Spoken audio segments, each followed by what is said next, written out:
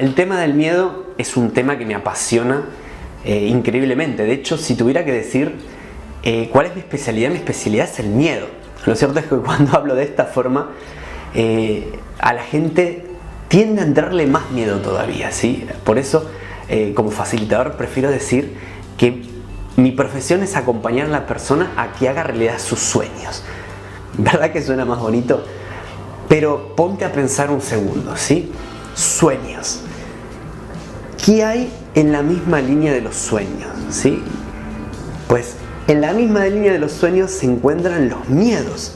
¿Por qué? Porque si quieres conseguir aquel sueño, ¿sí? Necesitarás hacer posiblemente cosas que aún no has hecho. Así que los sueños y los miedos van de la mano. Así que para superar el miedo, un paso muy importante es aceptarlo, entenderlo. Socialmente lo tenemos muy estigmatizado, parece algo malo. Incluso para los chicos es aún peor, ¿no? Si la gente me percibe que yo tengo miedo, parece que es un sinónimo de debilidad. Entonces vamos a entenderlo un poquito más el miedo y vamos a partir de la base de su esencia. El miedo es una de las emociones básicas. ¿Y qué significa esto? Significa que independientemente pues, de lo que tú hayas estudiado, de la edad que tengas, de donde hayas nacido, de tu poder adquisitivo, vas a experimentarlo. Y esto significa que viene programado en nuestro ADN ya de la época prehistórica, ¿sí? El miedo es un mecanismo de defensa, es un sistema de activación. ¿Qué pasaba cuando en esa época de las cavernas apareció un león hambriento y aquel ser humano prehistórico sentía ese miedo?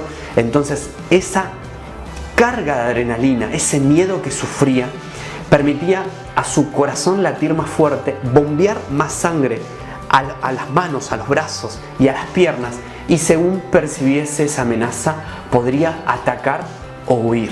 En este caso el león, ¿sí? Seguramente sería huir, ¿sí? Pero en el caso de percibir que tiene una serie de recursos que le permitan hacer frente a esa situación, obtiene esa dosis adicional para poder accionar, ¿vale? Ahora bien, ¿verdad que ya no hay muchos leones, no hay muchos tigres sueltos por la calle?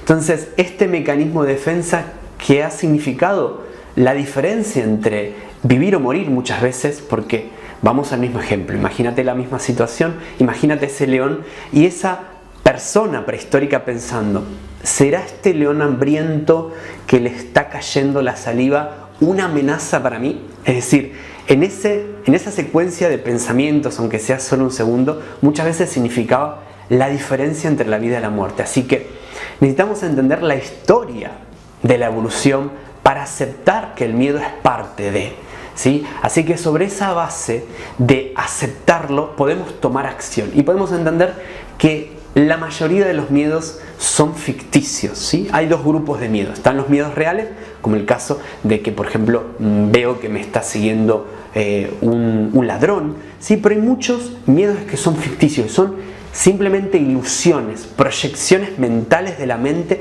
sobre situaciones que no han pasado, ¿sí? Como por ejemplo, pues voy a perder mi trabajo, pues algo va a pasar con mi pareja, ¿sí? Son proyecciones que muchas veces la gran mayoría no terminan pasando nunca, y si alguno pasa, como siempre decimos aquí en El Cielo es el Límite, ya me voy a ocupar, ¿sí? De poder acomodar esa nueva situación y voy a conectar con mis herramientas para poder hacer frente a ellas. Así que si lo que tú quieres es superar el miedo, primer paso, aceptarlo, y segundo paso, ¿sí? Entender que es parte de la vida, y tercer paso, tomar acción, agarrar esa herramienta que todos tenemos que se llama valentía, que se llama coraje, ¿sí? Y darte cuenta de que posiblemente muchos de esos miedos que ahora mismo sientes que te están limitando no son reales.